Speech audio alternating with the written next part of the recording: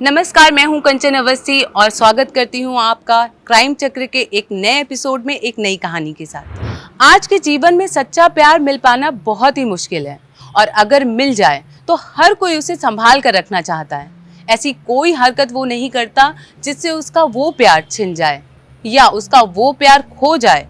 लेकिन जब आपके प्यार में कोई इतना डूब जाए कि वो उसे पाने के लिए सारी हदें पार कर जाए और उसे हर हाल में पाने की कोशिश में उसे ही वो खत्म करने पर मजबूर हो जाए। आज की इस कहानी में कुछ ऐसा ही है कि एक हंसी खुशी से चल रहे भैया और भाभी के रिश्तों को उसके देवर की ही नजर लग जाती है।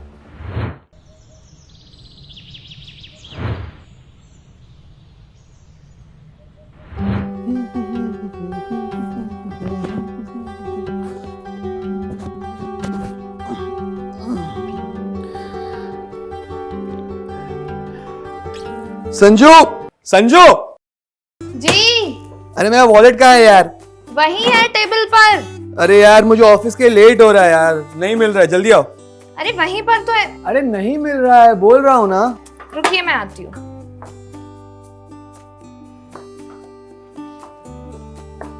ये क्या है? कहाँ होगा? मुझे वॉलेट थोड़ी चाहिए, मुझे तो तुम चाहिए। अच्छा, अब देर नहीं हो रही है? लग रहा है तबीयत थोड़ी खराब हो रही है, ऑफिस जाना कैंसिल कर देता हूँ, ठीक है? कोई जरूरत नहीं है, ऑफिस जाइए, अब जो होगा रात को होगा। अरे अब रात का इंतजार नहीं होता, समझो समझो बात। भैया, आप मुझे कॉलेज ड्रॉप कर दोगे क्या? Perfect timing. हाँ बेटा, कर देता हूँ। हाँ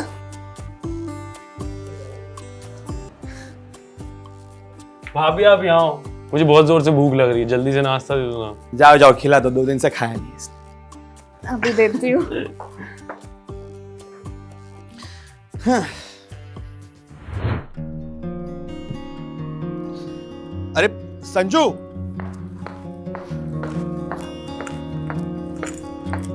संभाल के जाइएगा। Bye bye. बाय भाभी। जल्दी आता हूँ, चलो।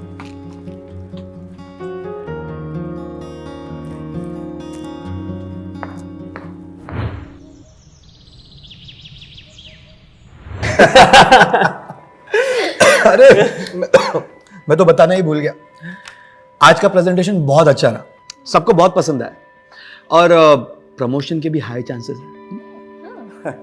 बॉस को एक चीज पता चल गई कि मेरे डिजाइन सबसे बेस्ट होते हैं। इससे अच्छी और क्या बात हो सकती है? लेकिन आपने मॉन्टी के लिए भी कुछ सोचा है या नहीं? अरे हाँ मोंटी, तुम आज कॉलेज से वो कॉन्वोकेशन लेटर लाने वाले थे, मिला? हाँ मिल गया ना भैया। बहुत बढ़िया। तो फिर अभी आगे क्या क्या सोचा है? कि बस यही आवारागर्दी करनी है? नहीं मतलब 3 साल के ग्रेजुएशन को तुमने 5 साल लगा दिए, थोड़ा सीरियस हो जा भाई।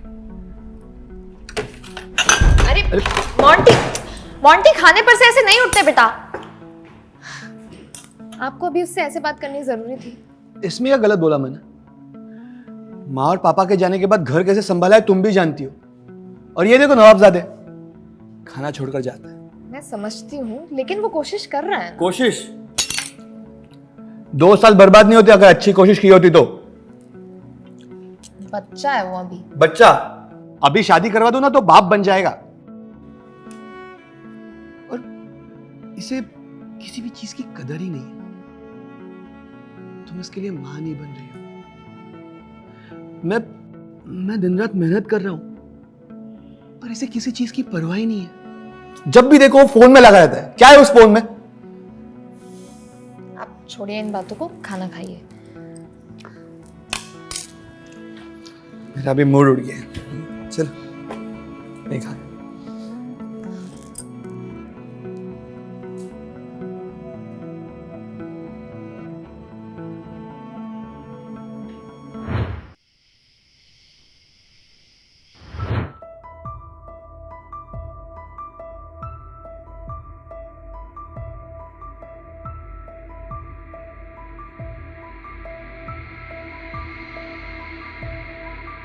क्या कर रहे हैं अभी?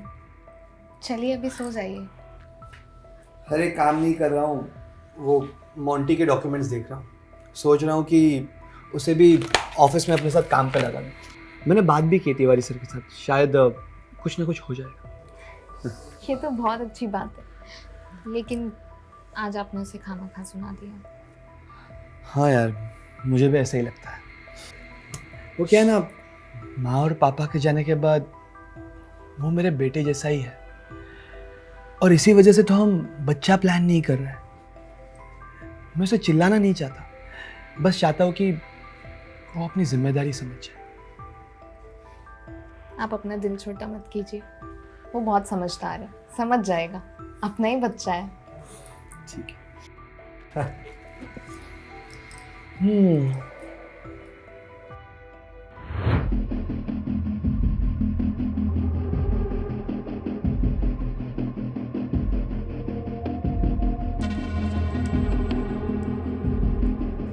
तुम मेरी क्यों नहीं हो सकती? तुमको पता है ना मैं तुमसे कितना प्यार करता हूं। बस एक मौका देकर देखो, तुम्हें ना जन्नत की सैर करा दूंगा। लेकिन हम दोनों के बीच में इस कांटे को उखाड़ के फेंकना पड़ेगा। लेकिन तुम चिंता मत करना, तुम्हें ना मैं बिल्कुल रानी बनाकर रखूंगा। I love you so much.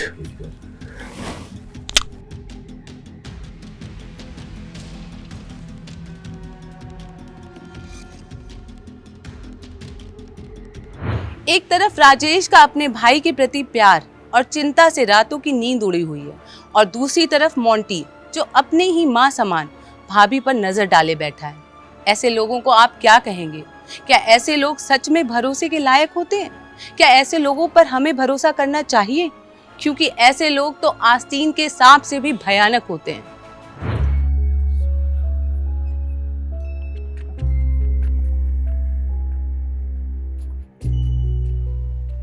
अरे मोंटी, क्या कर रहे हो?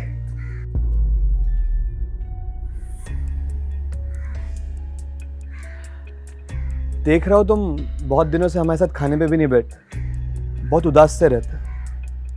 देखो, मैंने ऑफिस में बात कर ली, कल से तुम मेरे साथ ऑफिस में आना। काम बहुत ही आसान है, और कुछ नहीं समझा तो मैं तो हुई ना। अरे अब भी खुश नहीं हुए? ठीक है, मुझे पता है तुम्हें खुश कैसे करना है।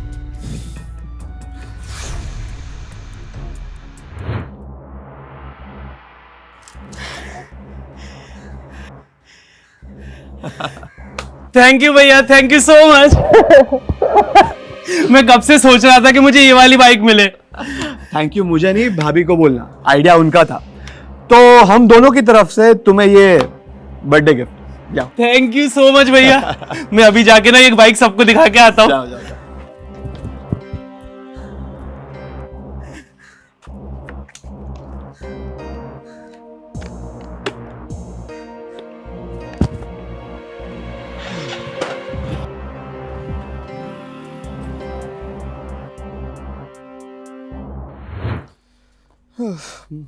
Monty, Monty. हाँ भैया। अरे हाँ मोंटी, सुनो। हाँ ये लो, कार सर्विसिंग को दे देना। शायद से उसमें ऑयल लीक हो रहा है और ब्रेक भी अच्छे से नहीं लगे, तो दोनों दिखा देना। ऐसे कैसे? कल तक तो ठीक थी। अरे मशीन है, कभी ठीक होती है कभी नहीं होती है, उसका क्या कर सकते। पर अब आप ऑफिस कैसे जाएंगे? कोई नहीं, मैं कैब से चले जाऊंगा। और हाँ, तुम याद से सर्विसिंग को गाड़ी दे देना, ठीक है? और संजू, मैं घर पे शायद ना आ पाऊँ, क्योंकि मुझे ऑफिस के बाद नया प्लांट देखने जाना है, तो लेट हो जाएगा मुझे, और फिर मैं वहीं रुक जाऊंगा क्योंकि वहाँ पे ट्रांसपोर्टेशन फैसिलिटी अवेलेबल नहीं है। अरे भैया, आप मेरी ये बाइक की चाबी ले जाओ ना, बाइक ले जाओ, फिर हाँ, दिक्कत ही नहीं है। आप बाइक ले जाइए, ये सही रहेगा। हाँ, ये अच्छा रहेगा।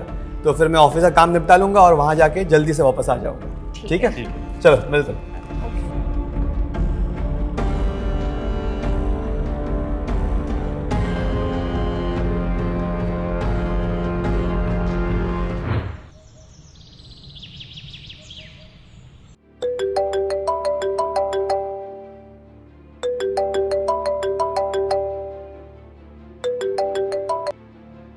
हेलो। हेलो, क्या मेरी बात संजना मिश्रा से हो रही है? जी बोल रही हूँ। जी, वो आपके पति की एक्सीडेंट में मौत हो गई है।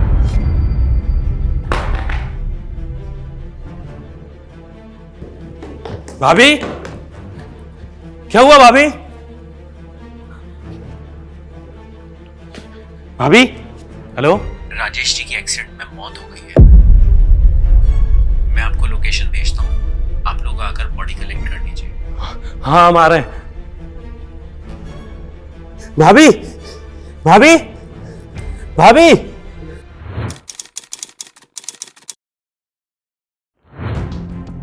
हाँ सर, मैं पता लगा रहा हूँ। जैन सर।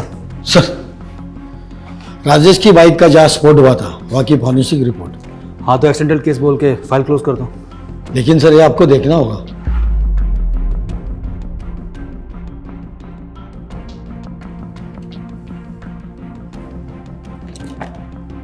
ये तो एक्सप्लोजिव है और कोई ऐसा वैसा नहीं बल्कि केमिकली डिजाइंड है। मतलब कातिल को अच्छे से पता था कि गाड़ी के गर्म होते ही अंदर का केमिकल एटमॉस्फेयर के ऑक्सीजन में कांटेक्ट में आके आग पकड़ लेगा।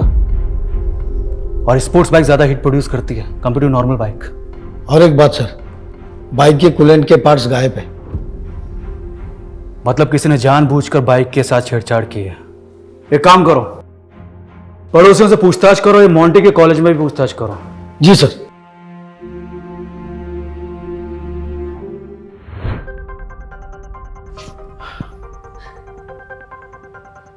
प्लीज संभालिए खुद को।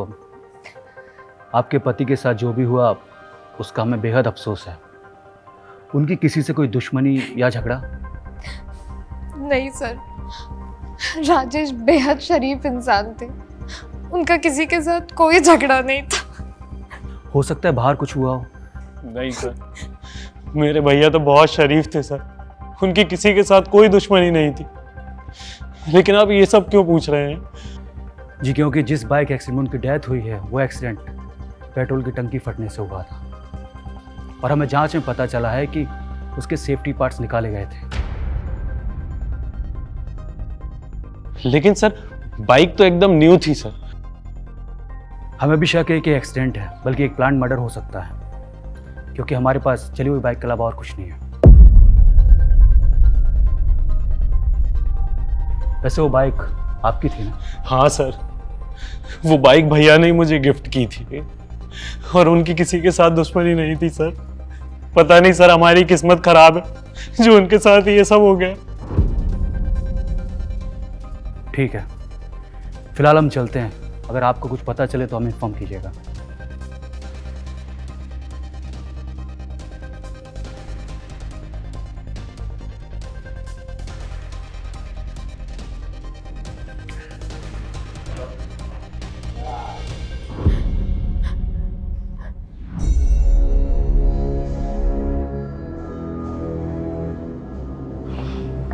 सर, इन दोनों के चाल चलन कुछ ठीक नहीं है। बिना सबूत के हम कर भी क्या सकते हैं? सर, हो सकता है इन दोनों ने मिलकर कुछ गड़बड़ की होगी। नहीं, ये पॉसिबल नहीं है। चलो देखते हैं कितने दिन तक ऐसा चलता है। इन पर नजर रखो। जी सर।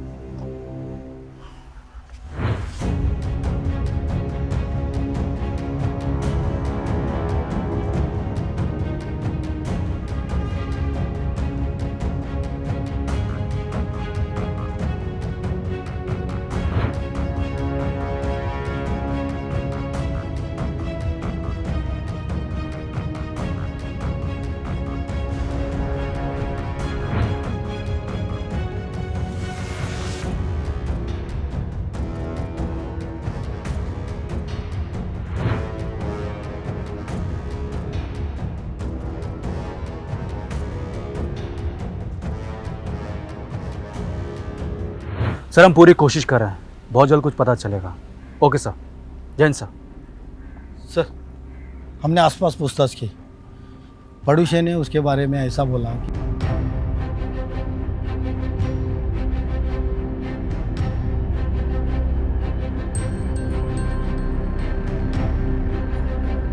सर, इतना सबूत काफी है उसको उठाने के लिए। नहीं राजदीप, पुख्ता सबूत चाहिए। सर, 2 डंडे पुलिस के गिरेंगे ना तो तोते जैसा बोलने लगेगा वो। सही कहा। इससे पहले कि वो भाग जाए, उठा लेते हैं। सर, चलो।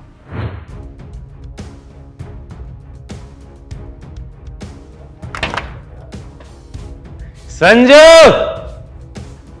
डार्लिंग संजू, कहाँ हो? संजू, बाहर आओ ना। मोंटी,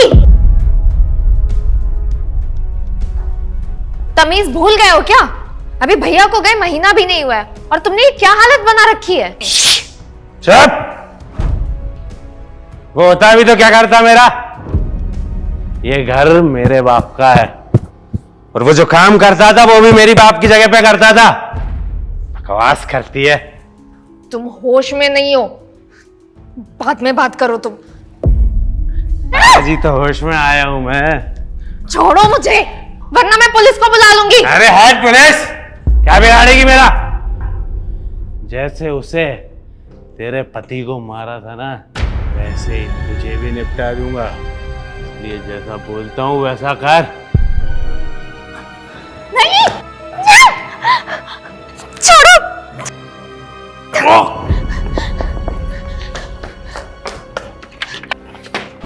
सर, इसी ने मेरे पति को मारा है और ये मुझे भी मारना चाहता है।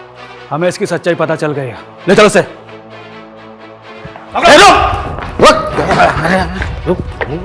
किधर बात है? हाँ? चल।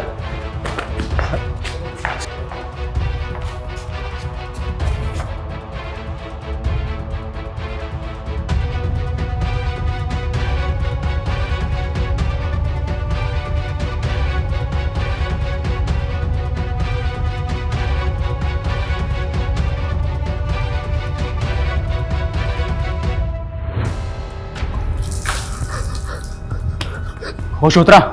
अब बता, राजेश को क्यों मारा? बोलता है कि लगाओ। बता दो सर, बता दो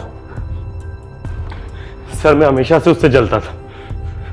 पापा की जॉब भी उसको मिली और संजू जैसी लड़की भी उसको मिली। मैं संजू से बहुत प्यार करता था सर। उसे सब अच्छी चीजें मिली और मुझे उसकी इस्तेमाल की हुई चीजों के अलावा कुछ भी नहीं। पहले मैंने उसकी कार खराब करने की कोशिश की, लेकिन मैं उसमें कामयाब नहीं हो पाया। फिर मैंने मौका देखकर बाइक के स्पीडोमीटर में एक्सप्लोजिव लगाया। जैसे ही स्पीड 50 से ज्यादा होती है और वो फट जाता। और मुझे पता था भैया वो खाली सड़क पर भगाने का शौक है।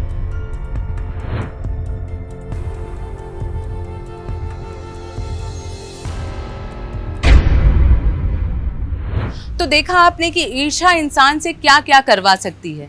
एक बेहद नॉर्मल दिखने वाले परिवार में भी ऐसी कोई वारदात हो सकती है। लेकिन इस कहानी से हमें यही सीख मिलती है कि चाहे आप लाख कोशिश कर लें, जिनकी सोच और मानसिकता छोटी होती है वो कभी बड़ा सोच नहीं पाते। लेकिन फिर भी सच्चाई छुपाए नहीं छुपती। हमारे साथ ऐसे ही बने रहिए। हम फिर एक बार ऐसे ही दिल दहला देने वाली कहानी से आपको रूबरू करवाते रहेंगे। तब तक के लिए सावधान रहिए, सतर्क रहिए। जय हिंद।